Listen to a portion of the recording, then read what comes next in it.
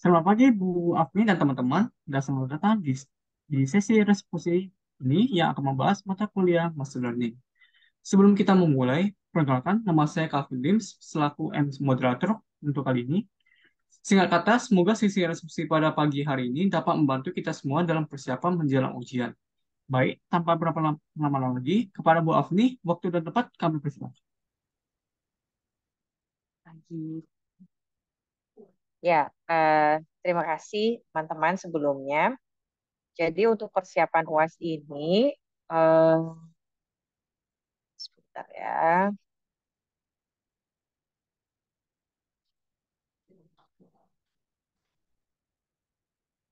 Mm-mm. Jadi kan dalam mata kuliah machine learning ini tuh mempelajari beberapa model pembangunan parametric modeling ya. Ada yang sifatnya berbasis data, makanya disebutnya sebagai machine learning. Jadi pembangunan sistem intelijen tapi yang berbasis data, diperkenalkan beberapa model model machine learning untuk kemudian mengolah data itu menjadi sebuah model yang kemudian bisa dipakai secara general untuk kasus atau data yang lain gitu ya. Input yang lain. Nah, Anda mengenal ada model supervised, ada model unsupervised. eh, Anda juga mengenal ada model reinforcement learning.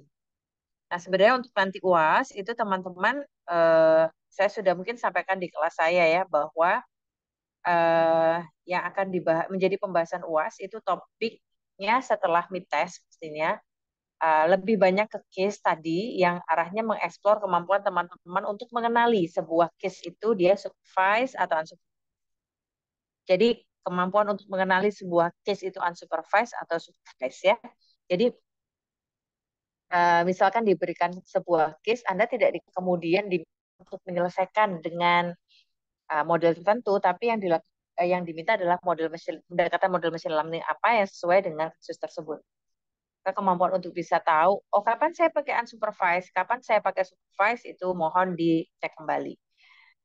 Nah, di supervised and supervised ini, nantinya ketika misalnya sebuah case diselesaikan dengan supervised, itu pembahasan UAS itu akan sampai ke perbandingan model ya. Jadi perbandingan performa model. Maka yang harus diketahui teman-teman adalah performance parametriknya itu paham, membandingkannya juga paham gitu ya. Nah sama kalau kalau otomatis karena pemodelan ya teman-teman ya, jatuhnya sudah case tadi, maka proses sampai dibangunnya model model machine learning itu teman-teman harus melewati sesi-sesi depannya yang dipelajari di sebelum UTS ya.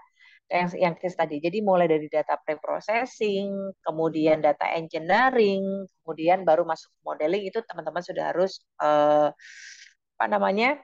Pahami ya, sudah harus mengerti dari awal itu. Jadi ketika misalnya ada case, maka yang dikerjakan tuh tidak hanya langsung ujuk-ujuk Anda bangun modelnya, Anda bagi training testing, tidak, tapi proses pre-processing tetap harus dilakukan. Ya, maka itu kemudian diperhatikan. Terus catatannya itu ya. Nah, secara secara teori mungkin yang ingin saya tekankan lebih banyak ke pre-processing, teman. Jadi satu ya, secara teori yang saya tekankan untuk case itu tolong untuk dipahami betul-betul. Satu, ke arah pre-processing. Di pre-processing ini yang benar-benar teman-teman harus lakukan itu yang pertama adalah menangani missing value ya. Menangani missing value entah itu yang sifatnya none ya, pun nggak sesuai sama headernya, isinya nggak sesuai sama uh, itu kolom headernya. Misalnya nih, harusnya di situ datanya isinya numerik berupa umur, tapi ternyata diisi data karakter yang tidak tidak umur gitu ya. Maka itu harus juga diganti. Missing value nggak hanya datanya nggak lengkap ya, tapi isian data yang kemudian tidak sesuai itu juga dikatakan sebagai missing value.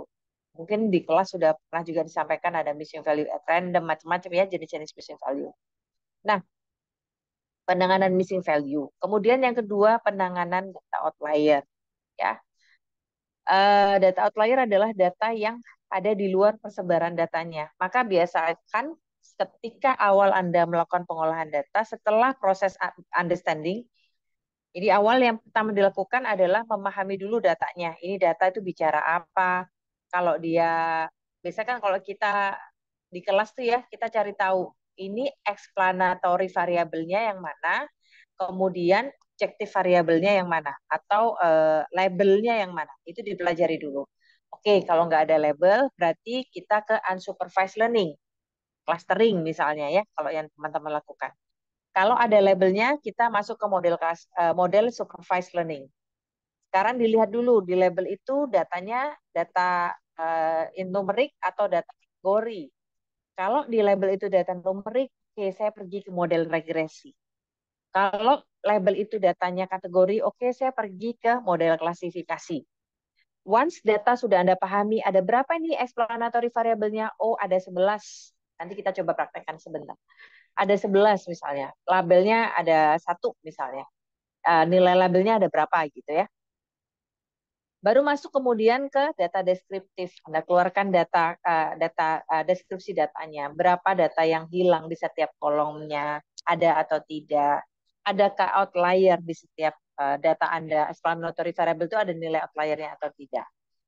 Nah, once itu ketemu, maka kemudian lakukan feature engineering. Salah satu bentuknya adalah menangani missing value dan menangani apa itu namanya outlier.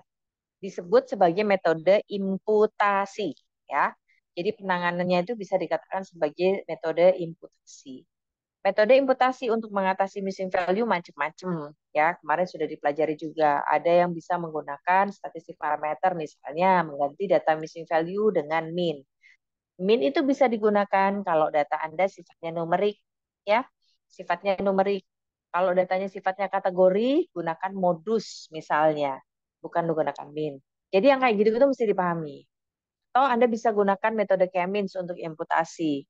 Mungkin sementara untuk UAS ini, gunakan saja yang simple. Yang penting missing value-nya tertangani.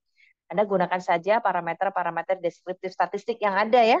Jadi simpelnya kalau dia numerik pakai min, kalau dia kategori boleh pakai modus atau median. Nah, tapi perhatikan juga, apakah kemudian min yang saya gunakan adalah min keseluruhan kolom atau mungkin nanti saya ada case yang kita mesti jeli melihat proses imputasi atau penggantian missing value ini, apakah kemudian disamakan aja semuanya diganti min data? Nggak bisa begitu juga, ya.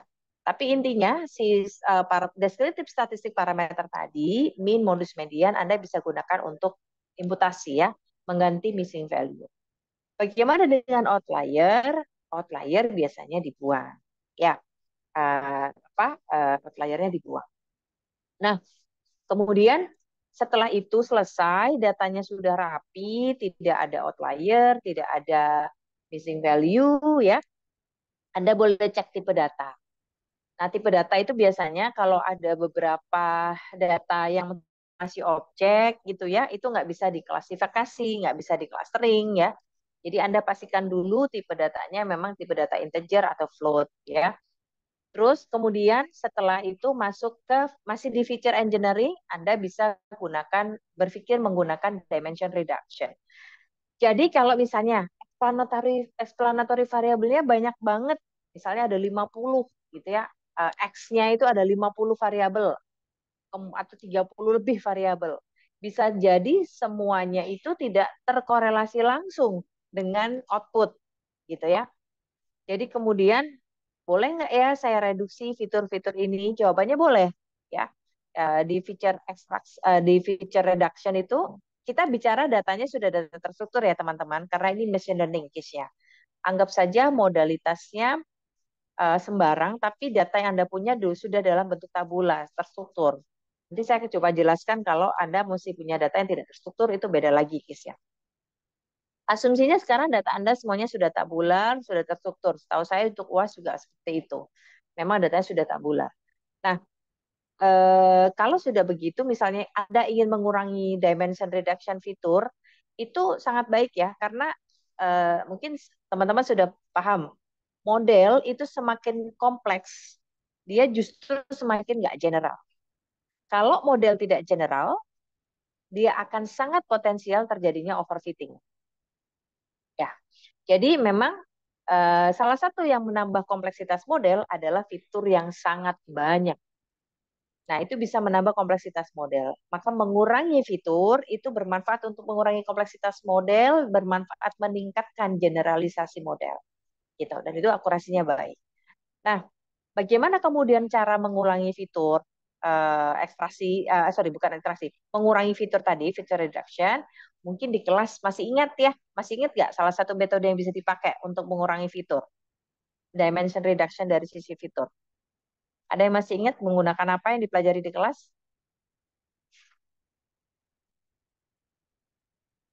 Feature Ayo, selection bukan Bu? iya pakai metode apa? Feature selectionnya Eh, pakai ci metode apa? Standar kalau nggak salah ya Bu. PCA, betul. Ada yang bilang PCA, Principal Component Analysis.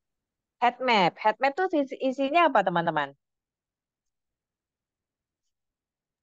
Heat map Relasi. itu kan nama fungsi di Python-nya heat map ya. Nah, betul. Menggunakan correlation matrix. Kemarin ada yang WA saya tuh nanya, boleh nggak Bu, saya pakai correlation matrix untuk kemudian nge-reduce fitur? Boleh, ya. Jadi mana yang tidak berkorelasi, Anda kemudian drop fiturnya itu diperbolehkan. Selain memang boleh menggunakan PCA ya. PCA itu paling banyak digunakan untuk bisa mengambil apa namanya fitur tadi, fitur terbaik ya, yang mungkin akan kita gunakan. Jadinya nggak terlalu banyak fitur yang kita miliki. Nah, once itu udah selesai, baru masuk kita pikirkan modeling. Nah, di modeling itu kita mesti melakukan standarisasi data ya. Di standarisasi data artinya uh, namanya di standarisasi data itu Anda membuat data Anda itu berada di range yang stabil. Karena biasanya satu fitur dengan yang lain, satu variabel satu dengan variabel yang lain itu beda-beda. Misalnya ngomongin umur. Umur itu paling range-nya antara 0 sampai 100 gitu ya. Sedangkan kalau Anda bicara tentang income, itu range-nya bisa sangat tinggi sekali. Jadi untuk membuat data itu berada pada range yang sama, kita lakukan standarisasi. Nah, setelah melakukan standarisasi, Anda boleh tuh ngecek lagi ke atas. Kalau data itu berlabel, ya, kalau data itu berlabel, maka cek setiap labelnya, setiap kelasnya berapa jumlah data. Misal Anda mengklasifikasi, pernah belajar data iris ya, data iris bunga iris, iris virginica, iris fascicula, terus iris apa lagi yang kalau nggak salah ada 4 kelas ya. Tahu nggak? Pernah tahu nggak data itu? Nah ya, nah misal ada 4 kelas dalam si data iris. Saya lupa 4 apa 3 kelas? 3 ya kayaknya ya, 3 kelas ya. 3 kelas. Anda cek jumlah data di setiap kelas ini ada berapa, gitu. Kalau datanya kurang lebih sudah sama, kalau datanya nggak jauh, fine, you can go to the modeling part. Tapi kalau misalnya apa namanya jaraknya antara data di kelas yang satu ke kelas 2 itu timpang jauh, misal di kelas satu ada 60 data, di kelas 2 ada 70 data. Terus di kelas yang ketiga Anda punya cuma 20 data. Atau justru sebaliknya di kelas ketiga Anda punya 200 lebih data. Nah, artinya di sini ada imbalance dataset. Nah, imbalance dataset itu tidak baik untuk modeling. Ya, itu harus ditangani terlebih dahulu. Anda bisa lakukan undersampling ataupun oversampling. Kapan melakukan undersampling ya kalau data Anda memang sangat besar, Anda bisa lakukan undersampling. Tapi kalau datanya memang sudah kecil-kecil, jangan di undersampling lagi, nanti makin habis. Yang dilakukan adalah oversampling. Nah, sekarang kapan melakukan proses itu, unbalanced dataset? Hati-hati teman-teman, jangan melakukan, ini perlu digarisbawahi, karena takutnya ini yang sering missing ya, salah satu yang sering missing. Melakukan manipulation pada jumlah kelas, dilakukan saat data sudah dibagi menjadi data training dan data testing.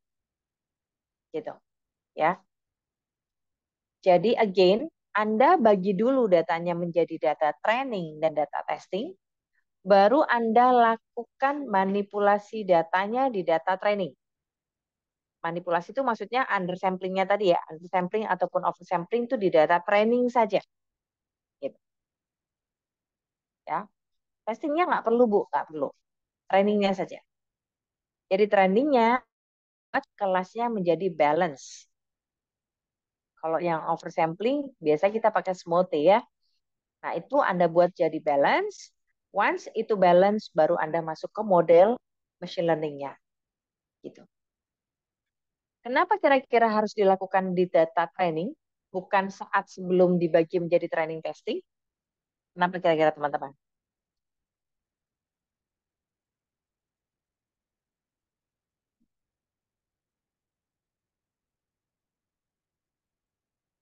Iya, kenapa bukan data asli?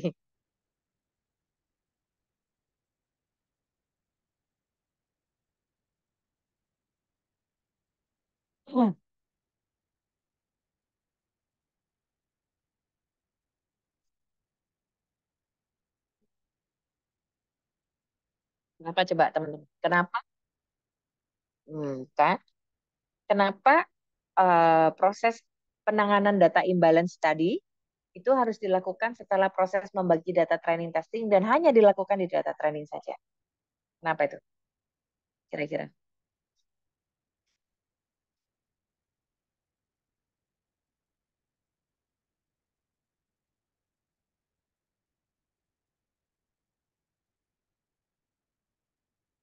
Sebagian besar bukan dari kelas saya ya.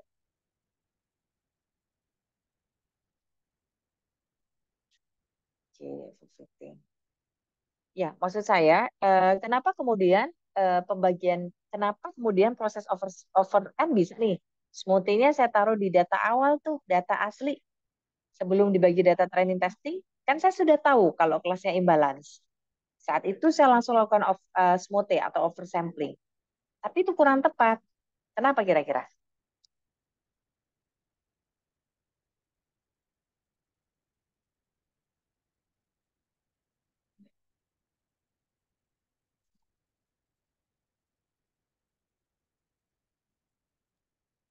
Karena saat pembagian dataset dari training sama testing nanti kalau kita pakai training nanti datanya bisa udah kena oversampling gitu. Gitu. Gimana gimana kalau Karena nanti kita mau bagi bagian ya training sama testing nanti. Kan atau pembagian dataset nanti bagian training itu bisa juga kena oversampling juga misalkan. Kan mereka itu jadi gini, terbagi. ah, kalau kita melakukan oversamplingnya atau undersamplingnya sebelum data itu dibagi jadi data training dan testing, kan Anda itu mau membuat sebuah data yang sebenarnya datanya sintetis ya, data sintetis gitu ya. Dengan teknik tertentu dia punya karakter mimik yang mirip dengan data persebaran data aslinya. Nah, kalau misalnya itu dilakukan sebelum data training, maka kemudian bisa ada kemungkinan ketika dipecah menjadi data training testing, itu bisa jadi banyak data sintetis yang justru banyak ketarik ke data training. Karena kan kita prosesnya acak ya, memilih data training dan testing itu. Nah, kalau kebanyakan data sintesis ya justru yang ketarik untuk data training, maka kemudian modelnya menjadi bias. Gitu.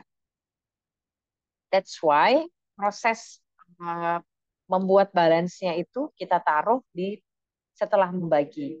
Agar kemudian kita tahu bahwa ada data asli di situ ya. Ada data asli di situ yang kemudian digunakan untuk membangun model. Itu ya, jadi perlu digarisbawahi bahwa dibagi dulu ke training testing baru Anda melakukan penanganan imbalance dataset. Kemudian setelah itu baru masuk ke model, ya pembangunan modelnya. Hati-hati di pengembangan model itu ada pastinya untuk UAS pasti teman-teman akan saya bukan yang buat UAS ya, tapi prediksi saya karena ini sudah UAS, pastinya teman-teman akan diminta untuk memahami parameter apa saja yang mempengaruhi model tersebut. Contoh misalnya, kalau kita ngambil model pemodelan klasifikasi menggunakan support vektor mesin, misalnya. Maka Anda akan diminta kira-kira parameter apa saja yang bisa di-adjust untuk kemudian meningkatkan akurasi performasi dari model machine learning berbasis menggunakan SVM ini. Oke, kalau untuk SVM, saya bisa adjust kernelnya apa, fungsi kernelnya, misalnya ya. Terus misalnya error tolerance-nya saya adjust juga.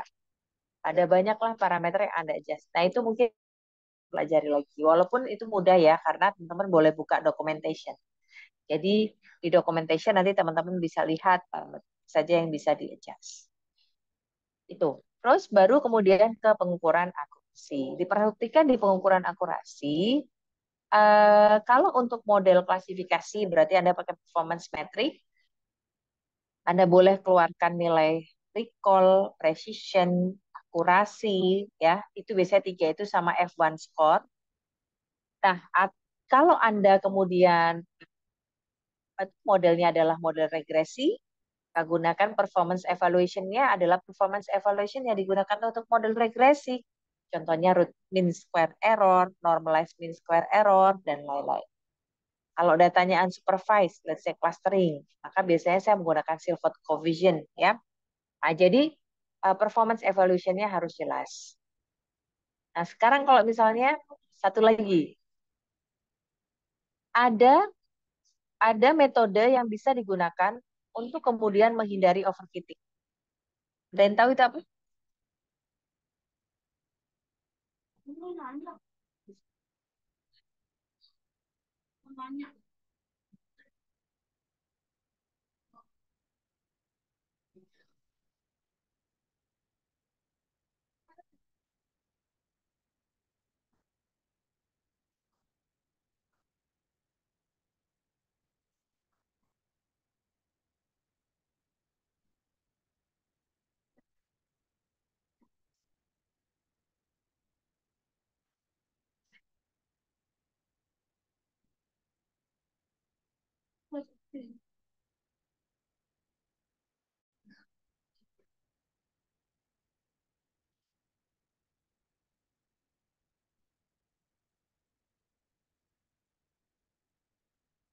Ayo, apa coba teman-teman? Betul, Martin. Regularisasi, ya. Nah, ada itu dipelajari teman-teman di sebelum MIT ya sebenarnya ya. Jadi regularization method ini dipelajarinya di sebelum MIT, ada Lasso, ada L1 sama L2 ya. Ada bridge regularization sama Lasso regularization yang kita pelajari saat itu fungsinya sebagai fungsi pengetat di fungsi objektif machine learning-nya. Jadi mungkin teman-teman pahami bahwa pembentukan model machine learning itu kan sebenarnya parametrik. Ada slide-nya enggak ya? Saya coba ini. Cek dulu semua.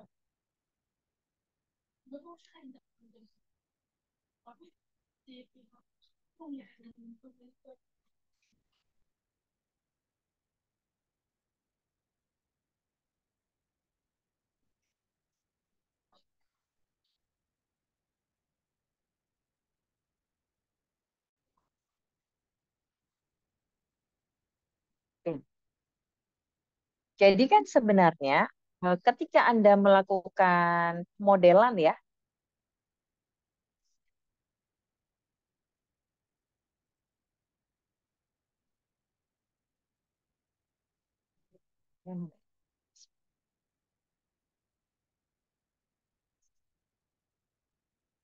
saya tuh nggak bawa pena soalnya digital pen saya ketinggalan.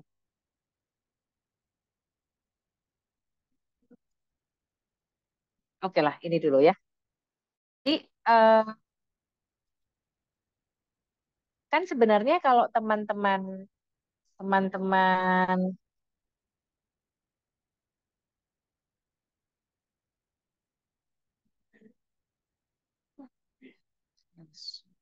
oh ini list square ya. Oh, ini nggak ada. Oke lah, gini. Oke. Ya ini bisa dipakai. Jadi ketika Anda membangun model berbasis data, itu kan kita sebutnya sebagai parametric modeling ya. Sebenarnya Anda itu ingin membangun model matematik, gitu kan? Katakanlah Y sama dengan theta 0 ditambah theta 1 kali X1 ditambah theta 2 kali X2 ditambah theta 3 kali X3 dan seterusnya. Di mana X ini adalah data Anda, data input Anda, explanatory variable yang Anda miliki, sedangkan Y itu adalah output, apa itu namanya, intended output. Kalau klasifikasi berarti intended label gitu ya. Kalau regresi berarti yang mau diproyeksi. Nah, sedangkan yang mau kita tebak sebenarnya kan adalah theta, ya. Hasil dari proses learning itu sebenarnya adalah bobot, koefisien, ya. Boleh koefisien, boleh bobot, theta. Nah, maka kemudian yang Anda lakukan sebenarnya mencari proyeksi atau tebakan dari sebuah fungsi matematik gitu ya, yang mengcover sebuah pengetahuan tertentu berbasis data. Gitu. Jadi saya tuh mau menebak model matematik. Jadi setiap output itu nantinya akan ditebak dengan model matematik yang kita generate ini. Maka kemudian proses mendapatkan model matematik tersebut bisa kita pandang sebagai sebuah optimization problem. Permasalahan optimasi. Kalau bilang permasalahan optimasi, maka selalu ada fungsi objektif, fungsi tujuan. Fungsi tujuan itu ada dua, bisa memaksimalkan, bisa meminimum. Nah, kalau dalam konteks ini, membangun model matematik ini, maka yang saya lakukan adalah model saya harus sedekat betul dengan kondisi aslinya. Ya nggak? Model matematik saya untuk menggambarkan mudahnya ya, model misalnya Anda bayangkan nih, fenomena yang bisa digambarkan dengan sebaran data dalam sebuah plot lah begitu. Model yang saya buat, model matematik yang saya buat, apapun itu bentuknya, itu harus bisa menggambarkan si persebaran data yang ada di plot ini, ya kan? Semakin dekat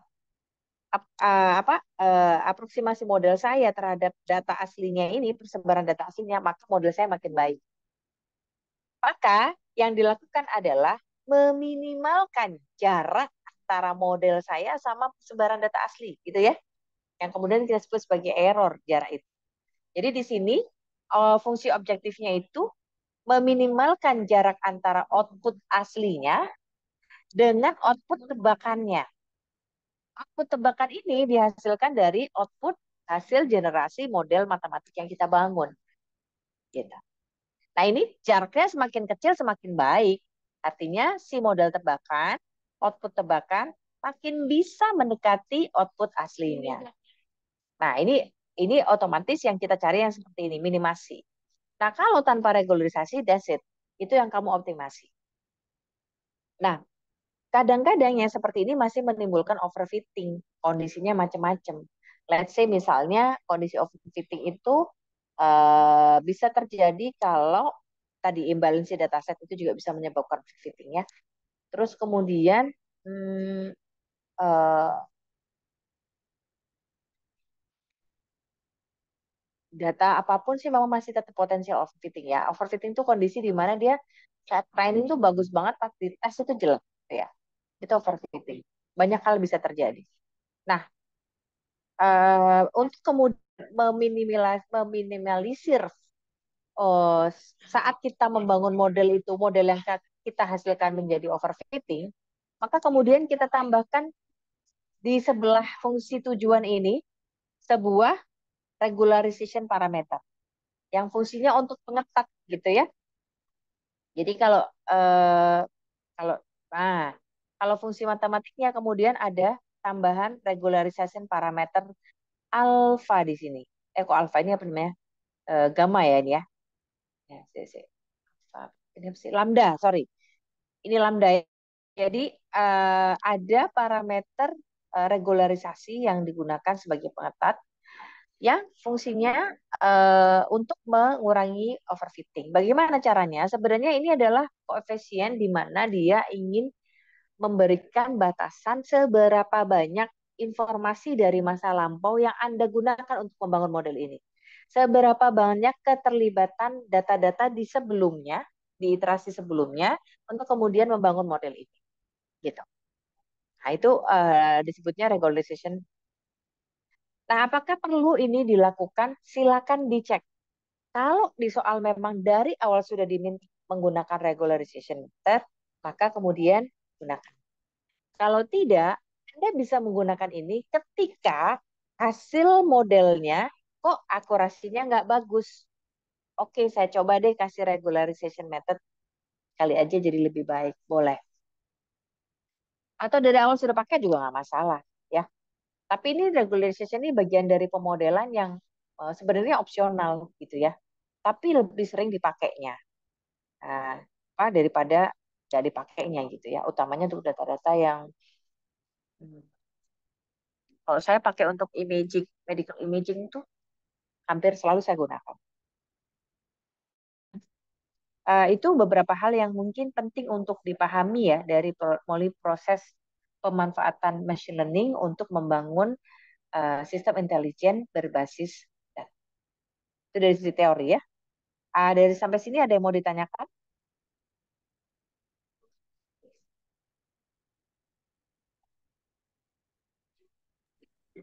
Eh, Ya. untuk yang regularization itu menggunakan ini ya Bu, model Lasso dan Betul. Rich ya. Anda boleh pakai L1, pakai L2. Boleh pakai Rich, boleh pakai Lasso.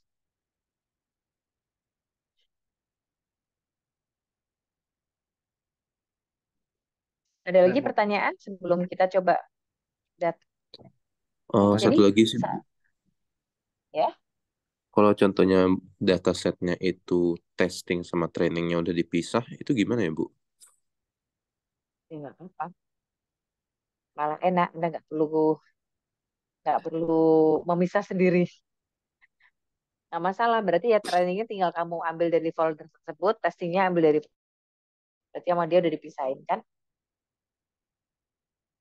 Tapi kalau untuk ujian sih, most likely Anda diminta pisah sendiri ya. Jadi saya nggak tahu sih, kalaupun dipisah yo malah mudah kan, karena sudah dibagiin.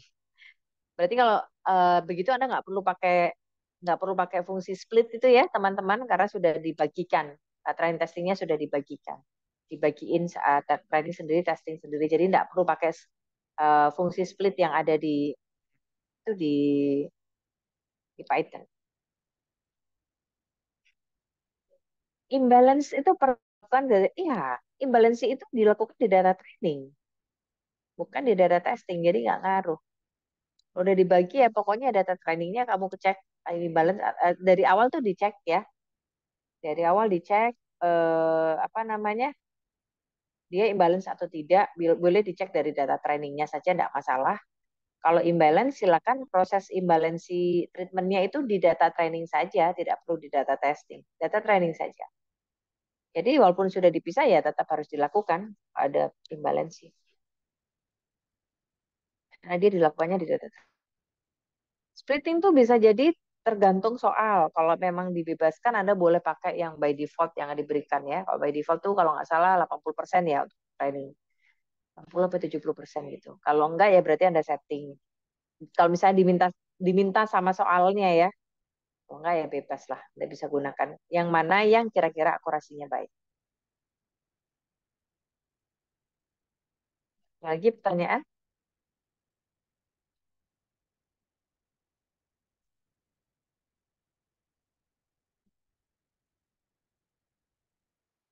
Klasifikasi bisa dipakai di mana aja, tidak hanya di klasifikasi di regresi juga digunakan.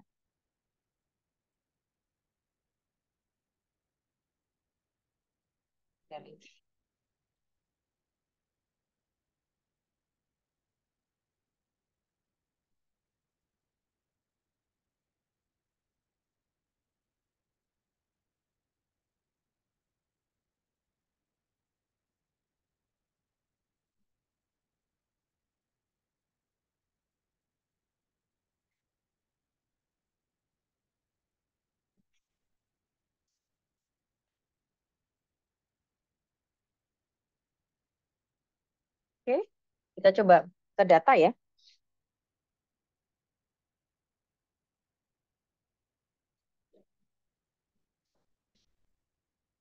Nah, ini saya punya data Saya gunakan data yang kemarin di kelas saya saja ya. Tapi saya ada beberapa data yang teman-teman bisa coba buat latihan. Saya share di saya share di chat aja kali ya.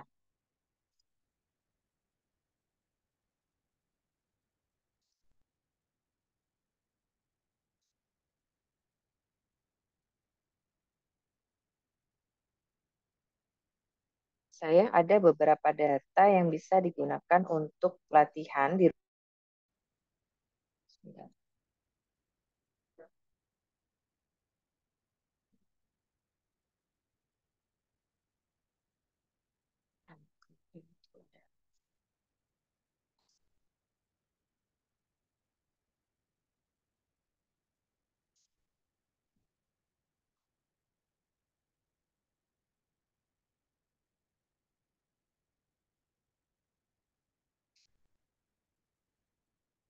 boleh sambil kalau ada pertanyaan lagi ya, saya sedang mencari datanya.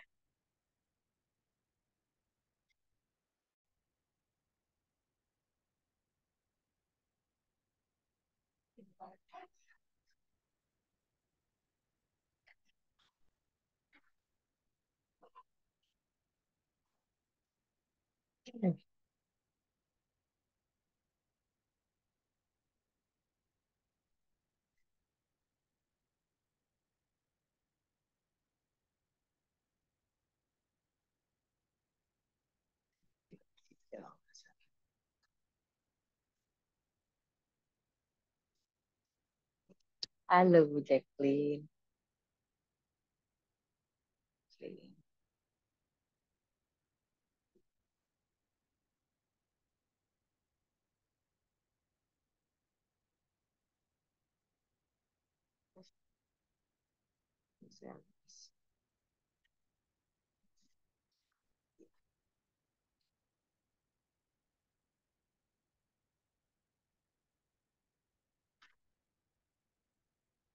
Oke.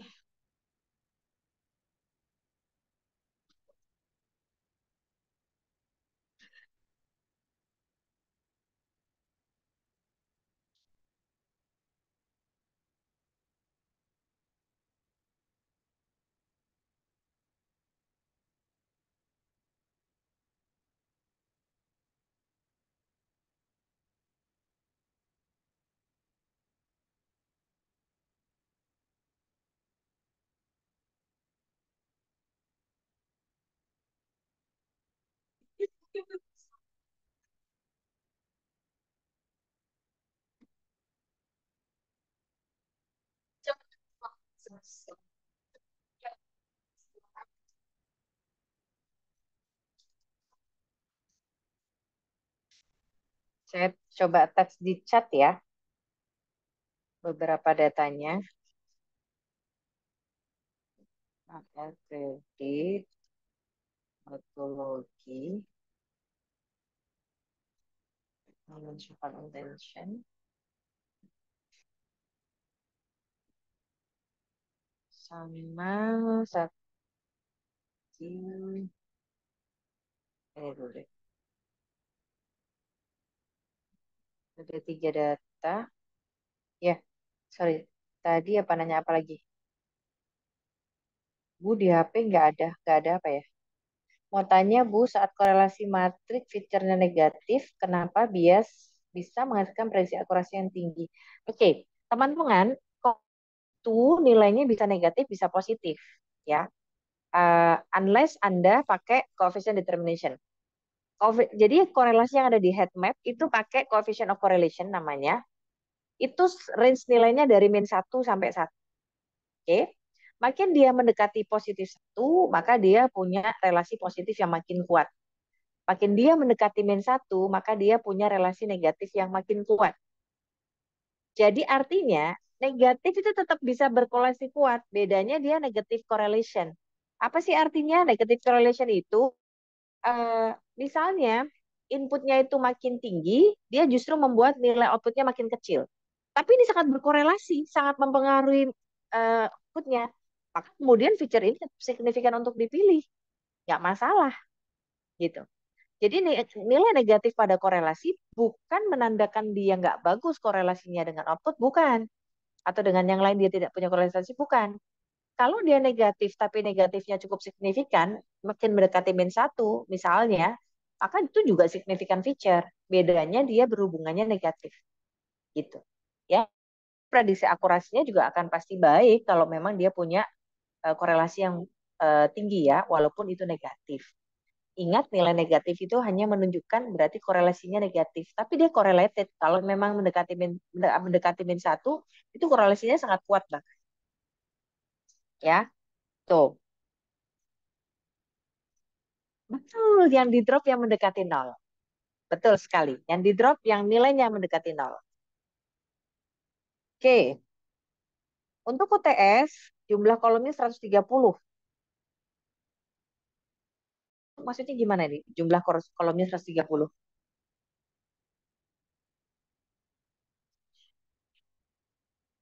Maksudnya fiturnya gitu ada 130.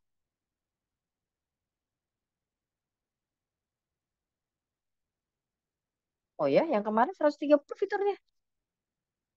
Oh ya, benerkah? Yang buat UTS ada 130 fitur. Iya, Bu. Yang UTS tadi 130 feature. Oh ya, boleh digunakan dimension reduction boleh.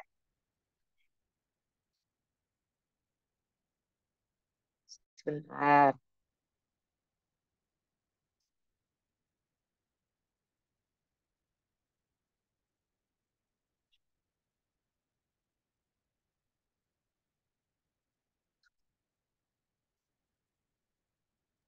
Jadi, Bu, yang dataset yang tadi Ibu bilang, Ibu kirim di mana, Bu? Di chat, ada di chat. Di, nggak ada di chat, Bu. Mungkin Ketumpuk ya Ibu di atas. kirimnya secara Udah ada. DM. Oh ya Allah, kok jadi ke Martin doang ya? Gimana ceritanya? Sorry, sorry, sorry. Nggak ke Parah, semua ya, orang parah. ternyata kirimnya. Kirim lagi. Nah, ini baru ke everyone. Jadi tadi cuma ke Martin. Tuh, silakan. Ada?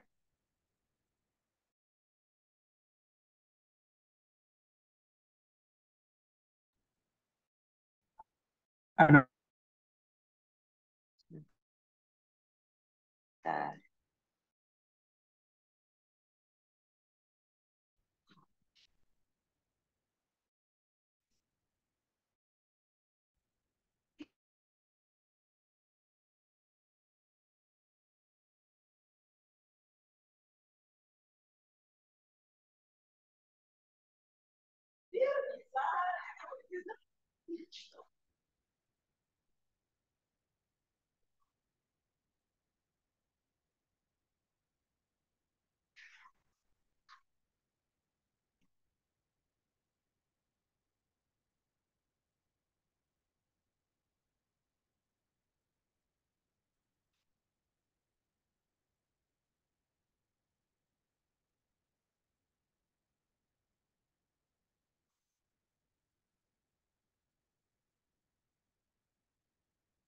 Ini satu data lagi.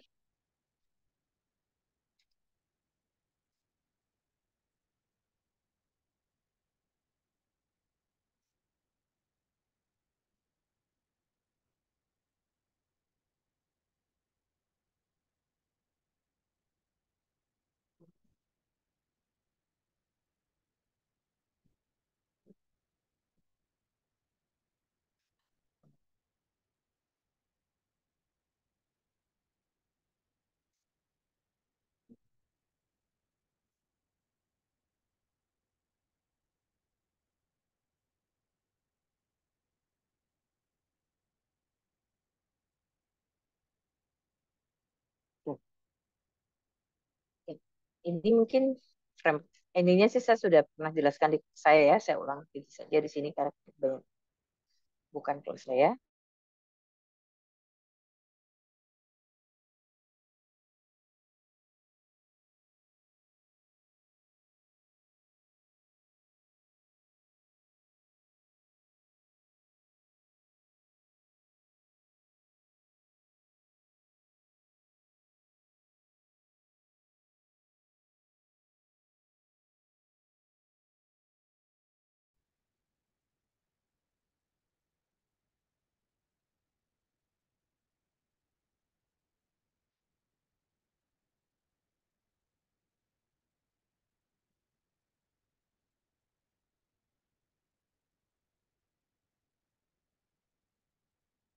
Oke. Nah, teman-teman sebenarnya bisa explore banyak data itu di UCI ya. Biasanya saya, di kelas saya itu saya banyak nyari itu data-data di UCI. Eh, ini adalah salah satu data yang ada di UCI Machine Learning, UC Irvine ya namanya, UC Irvine Machine Learning Repository. Kalau teman-teman mau lihat, mungkin dosen-dosen juga sudah banyak yang ngasih tahu ya. Jadi di sini Anda bisa banyak sekali mendapatkan dataset yang bisa digunakan untuk latihan ya, termasuk untuk penelitian. Misalnya di tugas akhir skripsi nanti teman-teman explore pembangunan model machine learning gitu ya, maka kemudian boleh tuh menggunakan dataset-dataset ini untuk uji coba. Nah, yang saya gunakan ini yang contoh pertama adalah data dermatologi. Ya, pada data ini dataset karakteristiknya bersifat multivariate, artinya Anda punya lebih dari satu variabel explanatory. Kemudian atribut type-nya ada kategori dan juga ada integer. Berarti ada data yang sifatnya data kelas atau data kategori ya, dan ada data yang sifatnya numerik. Dan ada 306 instance, itu artinya ada 366 dataset. Ada 33 atribut. Ini assumption task-nya klasifikasi. Jadi kalau udah dia tahu ini tuh contoh untuk bisa implement model klasifikasi. Nah, di sini dikatakan this database contain 34 attribute, 33 of which are linear value and one of them is nominal value. Nominalnya ini biasanya labelnya, ya. Ini bisa Anda baca gitu ya untuk memahami business understanding-nya. Kira-kira ini tujuannya klasifikasinya apa? Itu ada di tahapan business understanding ya. Di tahapan awal di kerangka data science. Nah, di sini dia ingin apa tuh namanya? Mendeteksi penyakit kulit ya. Ada 6 kelas dari beberapa input gitu ya. Dari beberapa input yang menjadi contoh, yang menjadi parameternya. Nah, sekarang coba kita lihat datanya.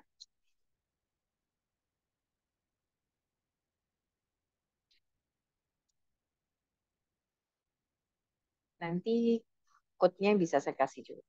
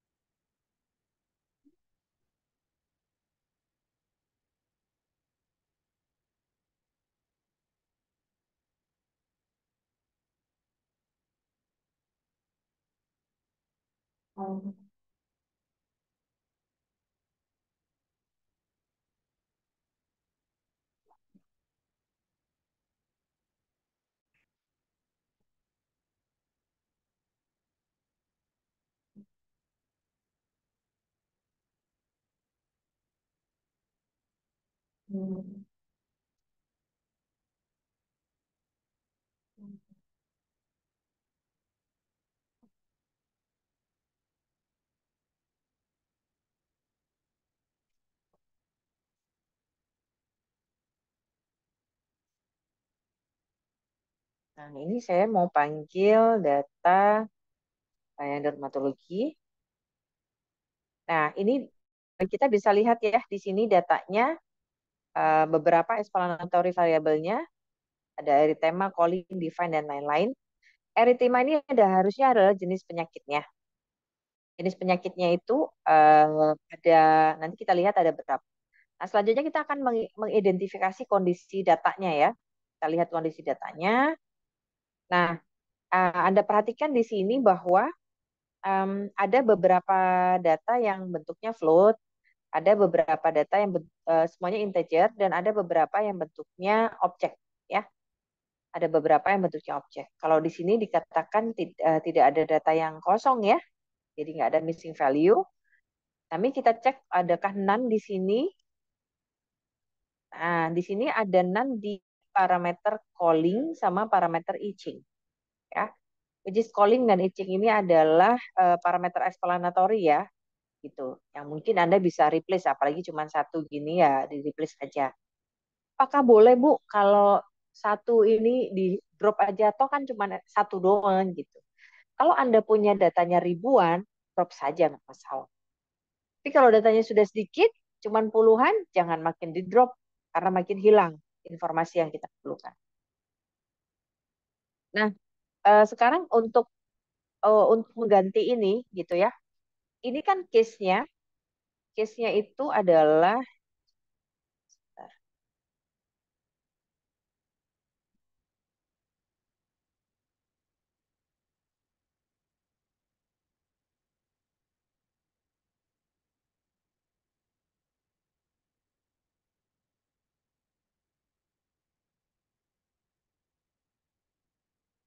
oh dia ada parameter disease ya.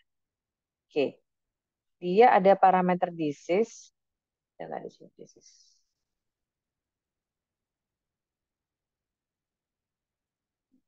Mungkin ini ya.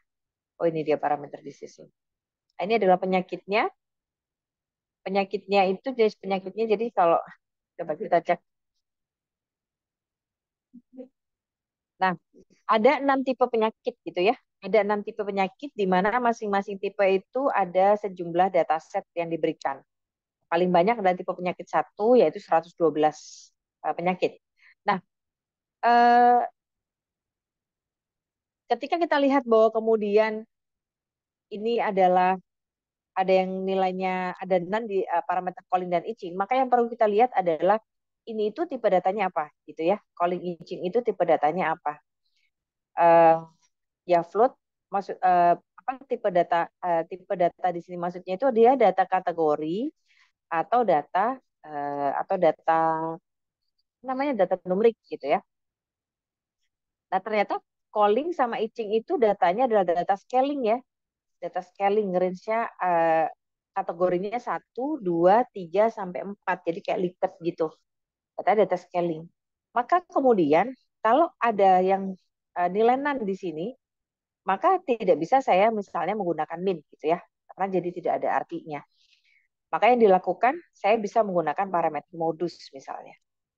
Tapi, apakah saya menggunakan parameter modusnya itu adalah modus calling atau modus itching? Sudah tepat untuk menggantikan data yang hilang itu? Kalau dari sisi konteks ini kurang tepat gitu ya. Kan kita mikirnya nih, oke, ada none yang hilang di data calling sama itching. Kita keluarkan di sini dia ada di posisi mana misalnya ya. Jadi none itu ada di posisi mana? None itu ternyata ada di posisi itching itu di row ke-10, ada dataset ke-10 dan none di calling ada di dataset 15. Which is disease-nya itu untuk yang none di row ke-10 itu disease-nya adalah kelompok 1, sedangkan yang none di row ke-15 di data calling itu adalah disease-nya kelompok. Nah, jadi gini, fitur itu kan kalau dalam konteks ini menggambarkan ciri dari setiap penyakit yang mau kita deteksi. Artinya, semua parameter explanatory, follicular heart plaque, follicular parakeratosis, inflammatory monoclonal infiltrate, dan lain-lain, punya karakter yang berbeda dari satu penyakit yang lain. Ya nggak? Nilai explanatory variabelnya itu, nilai explanatory variable calling antara penyakit 1, 2, 3, 4, 5, 6 pasti karakternya berbeda. Nilai persebaran data callingnya itu pasti berbeda. Makanya kemudian si calling ini dijadikan fitur, ya, dijadikan pengenal gitu ya, dijadikan identitas pengenal untuk mengenali penyakit tertentu. Artinya kalau ada data yang hilang di kolom calling itu tidak diganti serta-merta dengan modus di seluruh kolom calling. Ya nggak teman-teman? Tapi diganti dengan modus parameter calling di penyakit mana dia hilang. Gitu. Paham? Jadi nan yang ada di sini, di itching ini, akan diganti dengan nilai modus pada parameter itching, tapi yang ada di kelas 1 saja. Modus parameter itching di kelas 1. Bukan modus parameter itching keseluruhan, tapi hanya modus parameter di kelas 1. Paham nggak sampai sini? Itu tadi kita bicara imputasi. Sampai sini ada pertanyaan?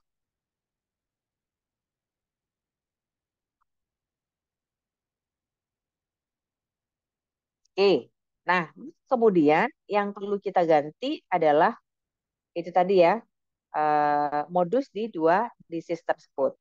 Maka saya buat source code kecil untuk menampilkan modus dari tiap disease untuk calling dan itching. Di sini kita lihat bahwa untuk calling itu ada di penyakit 1, untuk itching ada di penyakit 4. Ya. Jadi modus yang itching itu, sorry, itching di penyakit 1, calling di penyakit 4. Jadi untuk yang itching akan diganti dengan 2, itching ya. Ya, itching akan diganti dengan 0, sedangkan calling itu akan diganti dengan yang keempat yaitu 2. Modusnya 2. Modusnya 0. Calling yang mana sih calling? Oh ya calling, modusnya 2 ya.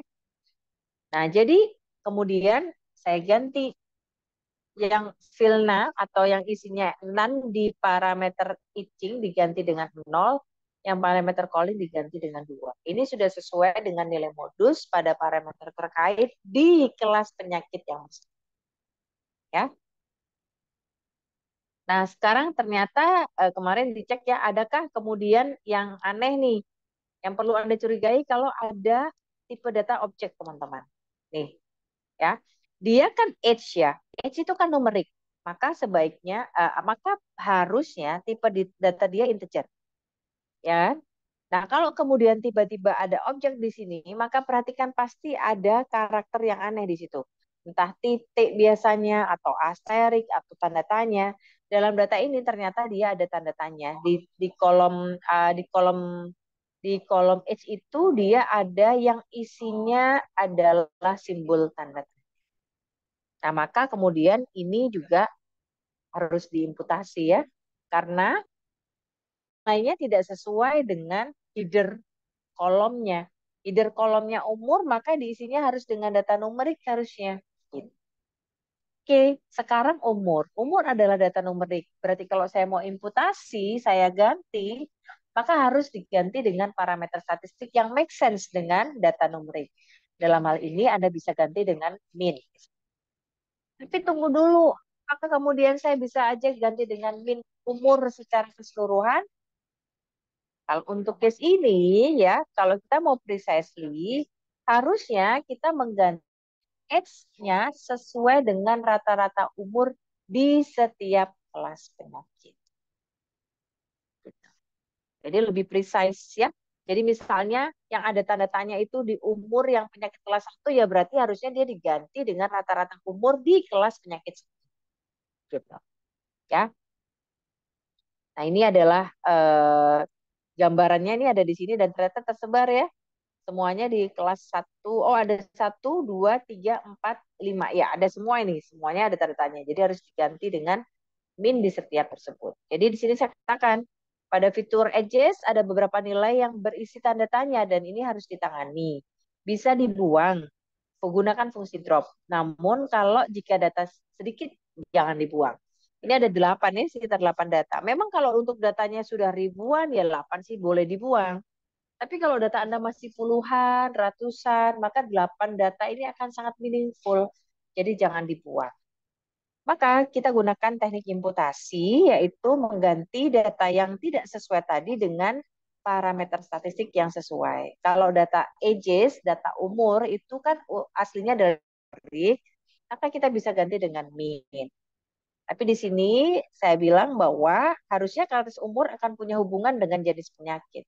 Maka isi yang tidak sesuai bisa diganti dengan nilai min, ages, namun sesuai dengan label penyakit. Oke. Maka yang saya lakukan di sini, convert tipe data age ke numerik, cek means age per label penyakit merubah tanda tanya dengan nilai min sesuai dengan label. Ini yang saya lakukan, saya convert dulu karena tadi kan objek ya, data tipenya objek, dirubah dulu ke numerik, gitu. Nah, ini sudah berubah jadi numerik harusnya. Ya, sudah berubah jadi numerik. Nah, baru kemudian saya mencari min dari setiap kelompok penyakit yang saya cari minnya adalah parameter age-nya. Nah, ini Anda akan punya para itu min dari setiap parameter age. Maka kemudian ganti tanda tanyanya ini disesuaikan dengan min di setiap kelasnya. Kalau itu ada di kelas 1, maka tanda tanya ini diganti dengan 39. Kalau ada di kelas 2 diganti dengan 35. Kalau ada di kelas 3 dengan 40 dan seterusnya. Baru Anda concat ya, di-concat, dijadiin satu, dibuat data frame kembali sehingga kemudian muncul data barunya sudah tanpa ada tanda tanya. Anda bisa cek ini dengan apa namanya, adakah masih tanda tanya di dalamnya, ya. Itu Anda bisa bisa ngecek lagi sudah hilang belum ya tanda tanya tadi. Anda bisa gunakan ini tersebut.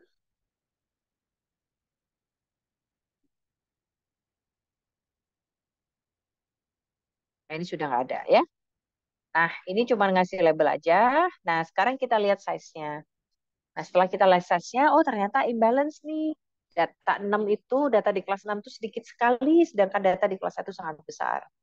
Nah, maka kemudian ini nanti harus ditangani. Again, ditanganinya ketika sudah masuk split training testing.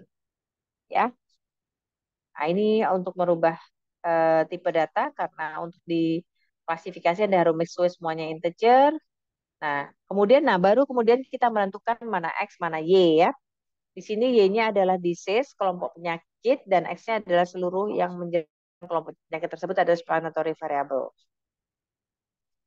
Nah, setelah diskalakan, baru kemudian Anda bagi training testing, nah baru tuh Anda boleh menggunakan SMOTE untuk menangani data imbalansinya, ya, data imbalansinya. Nah, itu hanya dilakukan pada data training. Sekarang kalau kita lihat, datanya sudah tidak lagi imbalance. Nah, baru Anda bisa masuk ke modelnya ya, ke model machine learning-nya. Gitu. Ini dari call dan lain-lain. Ini udah lumayan baik nilainya. Jadi yang lain-lain tidak perlu dilakukan, tidak. Nah, mungkin trikinya adalah kalau justru kalau menurut saya itu kalau model machine learning-nya sih ada di dokumentasi ya teman-teman ya. Ada mungkin akan lebih mudah lah ininya. Tapi preprocessing itu yang perlu Anda hati-hati. Mengganti data yang hilang, mengganti data NaN, itu Anda perlu hati-hati di situ. Oke. Sampai sini adakah pertanyaan? Saya izin sampai 10 menit lagi, nggak apa-apa ya Calvin ya? Karena saya masih ada harus menyiapkan meeting lain. Iya, nggak apa-apa, Bu. Oh, ya Ya, izin nanti tanya Bu. source code-nya saya bagi. Ya, gimana? Terkadang mengubah data dari contohnya objek ke numerik suka ada error Bu. Itu biasa karena apa ya Bu? Ya berarti sintaknya kurang tepat aja. Bukan Harusnya kalau masalah sintaknya sintaks sih sudah Bu. tepat, Biasa katanya karena masalah X dan Y-nya, katanya modelnya data X dan Y-nya kayak kurang sesuai gitu. Mintanya array dua dimensi. nggak ada hubungan sama X sama Y. Karena mengubah data itu, Anda bisa mengubah tipe data itu bisa sebelum Anda membagi X dan Y, membagi data training dan data testing, karena jadi eh, tipe data itu melekat di setiap explanatory variable, ya. Kalau Anda perhatikan dia melekat di explanatory variable. Jadi merubah data ini ke misalnya dari objek numerik itu nggak ada hubungannya sama data apa tuh sama pembagian mana X mana Y gitu. Oh, tapi terkadang ini sih Bu, biasa yang alasan ininya dari sistemnya bilang karena mengubah array dua dimensi menjadi satu dimensi sih Bu, biasa alasan errornya Nah, itu yang beda saya. lagi. Dua dimensi sama satu dimensi beda lagi. Jadi kalau apa namanya? Itu namanya bukan X Y ya. Jadi kalau data harus dipastikan bahwa kemudian setiap setiap kolom itu memiliki single value, teman-teman. Ya, artinya di setiap entry itu nilainya satu, entah itu kategori ataupun numerik gitu. Kalau misalnya dalam satu parameter ada dua, gitu ada dua nilai, biasanya kita akan ambil entah minnya, entah media, ya biasanya minnya ya untuk ditaruh satu entry di dalam situ, gitu. Ya, Atau kita terima kasih pecah Bu. menjadi dua parameter. Kalau misalnya dalam satu parameter tuh, misalnya parameter parameter tentang apa ya, warna kulit, kemudian misalnya kita ambilnya nilai L star gitu misalnya. L star itu kemudian ada sekali ngambil ada tiga data gitu ya, ada tiga data nilai L star di sekali ngambil, eh, tapi parameternya cuma satu, berarti satu parameter isinya kan tiga entry. Nah itu Anda bisa olah, entah Anda ambil minnya atau Anda pecah parameternya jadi warna kulit komponen satu, komponen dua, tiga. Tapi harus dipastikan bahwa di setiap entry pada setiap explanatory itu nilainya single value gitu. Sama kalau nanti misalnya Anda eh, berada pada domain citra ya, domain citra yang mana misalnya RGB. RGB itu di setiap titik pixel itu nilainya dia ada tiga komponen. Ada komponen nilai red, komponen nilai green, komponen nilai blue. Nah itu masuk ke machine learning-nya harus dipecah. Jadi parameter komponen R, komponen G, komponen B gitu. Kalau itu dijadikan fitur ya. Nggak bisa kemudian satu parameter terus isinya tiga. Harus dipecah, either dipecah atau Anda jadikan min. Tapi kalau dalam kasus RGB nggak boleh dijadiin min, dia harus dipecah. Jadi tergantung case-nya. Gitu ya. Ya, terima kasih Bu. Ya, ada lagi pertanyaan? Ini apa nih? Eh, Em, Bu, untuk UAS, selain pada case yang identitasi menggunakan supervised, unsupervised, dan membandingkan akurasi, apakah ada soal IC? Ada nggak ya soal IC? Saya kok lupa ya. Machine learning ada nggak ya IC ya? Kalau yang diinfokan ke saya cuma case-nya doang soalnya. Eh, Bentar.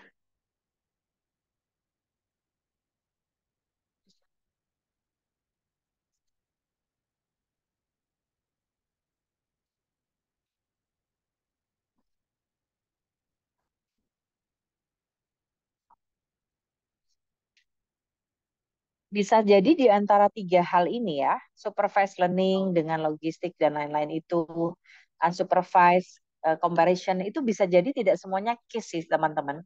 Bisa jadi itu bentuknya essay ya, bentuknya teori. Jadi mungkin saya feeling saya sih case-nya nggak akan tiga-tiganya ya, karena waktu Anda pasti terbatas. Jadi mungkin case-nya salah satu atau salah dua, pasti yang lainnya jadi essay ya. Jadi mungkin dipersiapkan juga mempelajari essay terkait supervised learning, unsupervised learning ya. Unsupervised itu bicara tentang clustering ya. Yang kita bahas soalnya di kelas clustering. Bicara tentang optimasi berapa jumlah cluster yang paling baik atau yang bisa digunakan untuk apa model clusteringnya. Kayak misalnya K-means itu kita bicara tentang LB method, maka pelajari LB method. Jadi paling menurut saya sih essay-nya, kalaupun ada essay di sekitar tiga topik ini sih, gitu. Tidak di luar topik tersebut. Saya yakin sih nggak case semua ya, dari tiga itu tidak case semua, gitu. Gitu kan nih ya? Kan ya tadi yang nanya ya. Terus kemudian untuk testing apakah cuma dataset, ada data test atau semua data? Loh, maksudnya gimana nih pertanyaannya kok aneh? Maksudnya gimana, Vincent?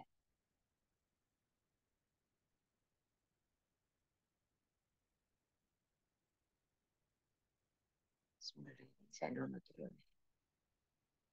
Saya dulu.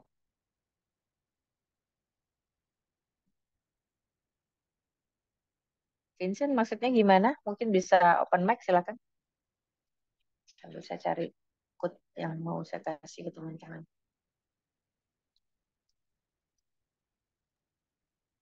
maksudnya nanti kalau pas testing gitu kan Bu, eh, itu kan bisa boleh pakai data data buat tes atau semua semua data Bu. Maksudnya semua data itu kayak data training sama data tes di gabungan dari data training sama data tes gitu pakainya. Ayo, gimana jawabannya nih?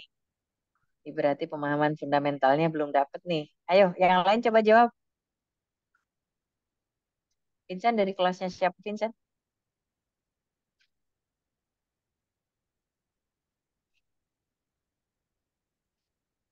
Oh, berarti boleh Vincent pakai yang kelasnya, Vincent dari kelasnya siapa? Dari kelasnya dosen siapa? dari kelas LL01. Berarti boleh pakai data test aja. Gimana?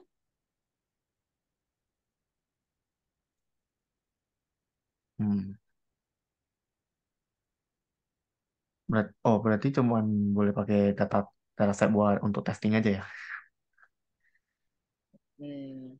Oke, Ya oke. kan memang memang prosedur machine learning itu kan begitu, Vincent. Di awal tuh kamu bagi training testing, ada tujuannya. Kalau kalau data training digunakan proses training, data testing digunakan untuk proses testing. Itu ada tujuannya kenapa dibagi begitu, ya. Jadi untuk proses testing ya hanya menggunakan. Beda dengan data validasi ya. Kalau data validasi itu Anda akan mengacak, mengambil dari data training. Ada juga yang memisahkan dari data training untuk kemudian memvalidasi model, ya. Jadi kayak mengkalibrasi model. Itu biasanya pakai kayak fault ya gitu-gitu.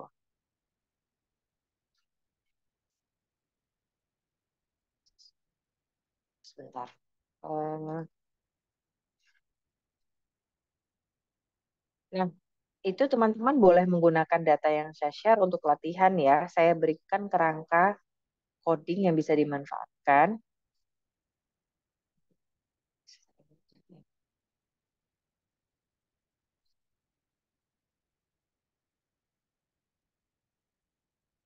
Saya coba share di sini.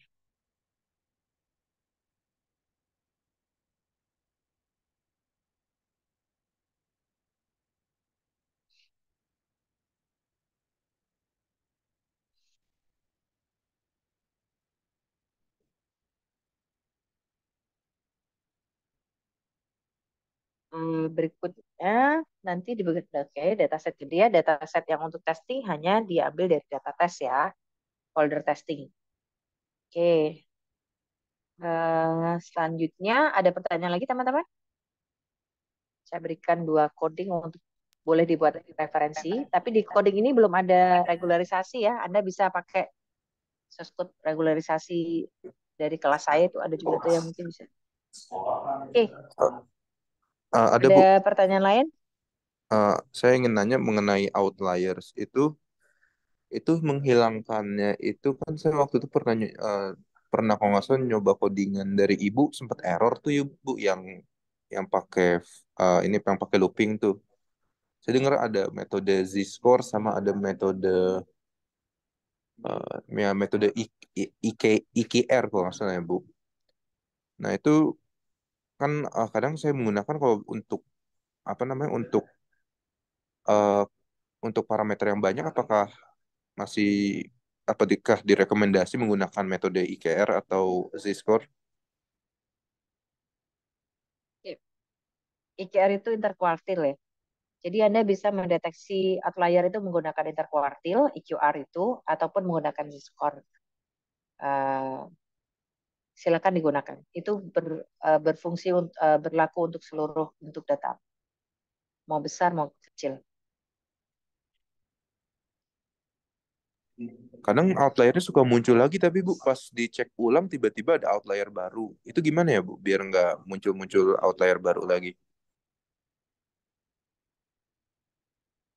Nggak mungkin sih ada muncul outlier baru. Jadi harusnya dari menghitung asal Anda konsisten ya. Anda konsisten mendeteksi outliernya dengan metode yang sama. Jadi misalnya dilakukan outlier detection menggunakan interkuartil, keluar nilainya, kemudian nilai yang data-data itu kemudian di drop, dibuang, ya sudah harusnya sih nggak ada lagi outlier baru. Outlier statis tidak. Jadi agak nggak make sense kalau kemudian muncul outlier baru. Oh jadi deteksinya harus lebih teliti lagi ya Bu berarti untuk agar tidak terjadi muncul outlier baru. Mungkin muncul outlier baru sih sebenarnya. Mungkin Anda salah memahami aja. Jadi tidak akan terjadi muncul outlier baru kalau datanya statis ya. Kecuali Anda nambah data, nambah data terus. Tapi kalau misalnya data kita statis, terus kemudian kita cek outlier, kita buang outliernya, kita cek lagi, itu harusnya ya sudah nggak ada, nggak mungkin lagi muncul data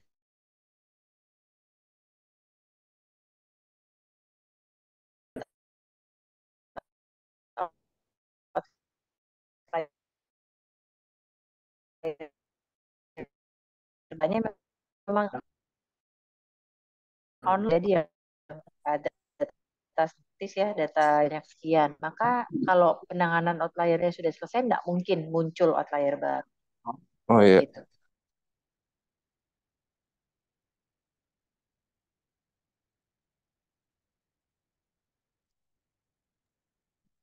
Ada lagi pertanyaan? Untuk yang mengenai online Bu, masih sama.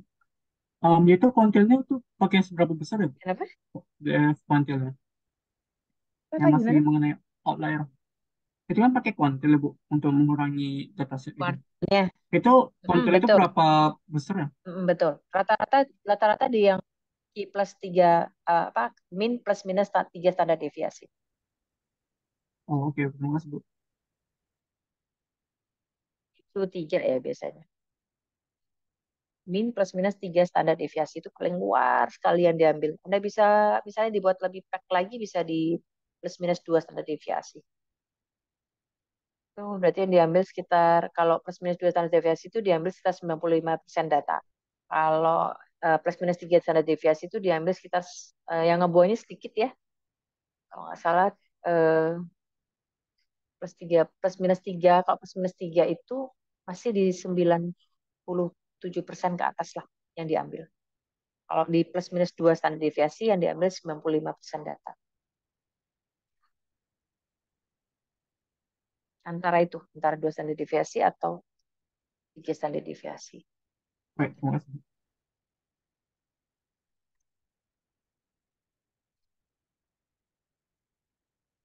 Apakah teman-teman ada memiliki pertanyaan lain?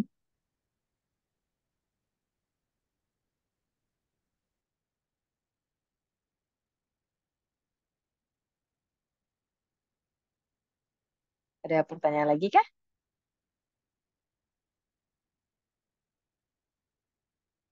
Nah, itu teman-teman boleh nanti dicoba sendiri ya. Jadi yang dataset yang saya berikan untuk mall customer dan online shopper extension itu bisa digunakan untuk latihan clustering. Sedangkan yang dermatologi sama AR credit card data itu bisa digunakan untuk latihan klasifikasi. Gitu. Oke, untuk clustering mungkin mungkin kalau saya ngelihatnya Kemin sama di Biscan itu teman-teman bisa coba pelajari lebih detail ya. Karena biasanya kan kalau di kelas tuh saya kasih tahu ya bahwa clustering itu yang berbasis persebaran, ada yang berbasis eh, apa hierarki, ada yang berbasis ages dan lain-lain. Nah itu seringkali yang morphological base kayak di Biscan tuh eh, cukup berbeda menangani sesuatu gitu ya. Jadi mungkin bisa ditelisik lebih teliti tentang DB scan dan Clemens. Oke, ada pertanyaan lagi? Nah, seperti sudah nggak ada pertanyaan lain, Alvin? Oke, saya akan membuka sesi dokumentasi ya Bu. Siap. Oke, oke Sudah teman-teman, tidak ada sebelum pertanyaan ya teman-teman? apakah ada pertanyaan lain sebelum kita melakukan sesi dokumentasi?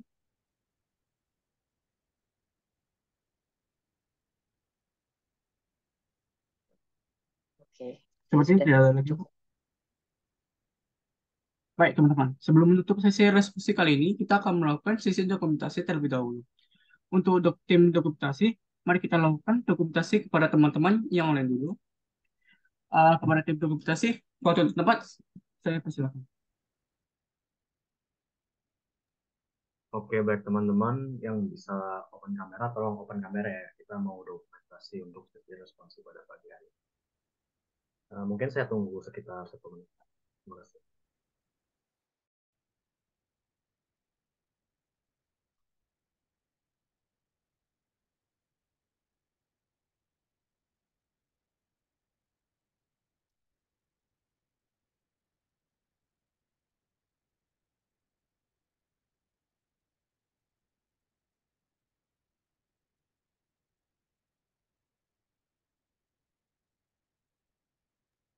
Baik, sepertinya tidak ada yang akan open kamera lagi. Untuk dokumentasi akan saya ambil. Oke, satu, dua, tiga. Satu, dua, tiga. Oke, terima kasih. Balik ke MC. Baik, terima kasih Anselmus. Sebelum menutupi acara ini, sekali lagi kami ingin mengucapkan terima kasih secara besar-besarnya kepada Bu Afni yang telah bersedia menjadi pengajar Sama-sama. diskusi kali ini. Dan teman-temannya semua yang telah hadir, kami berharap sesi diskusi kali ini dapat bermanfaat bagi kita semua ya. Saya dan rekan-rekan panitia juga memohon maaf apabila ada kata-kata maupun perbuatan yang kurang berkenan di hati Ibu sama teman-teman. Saya Calvin selaku MC, kami undur diri. Sampai jumpa di sesi diskusi berikutnya. Sampai jumpa. Ya, terima kasih Terima semuanya. kasih Bu. Saya pamit live Sama-sama. ya. Terima kasih, Oke. Calvin.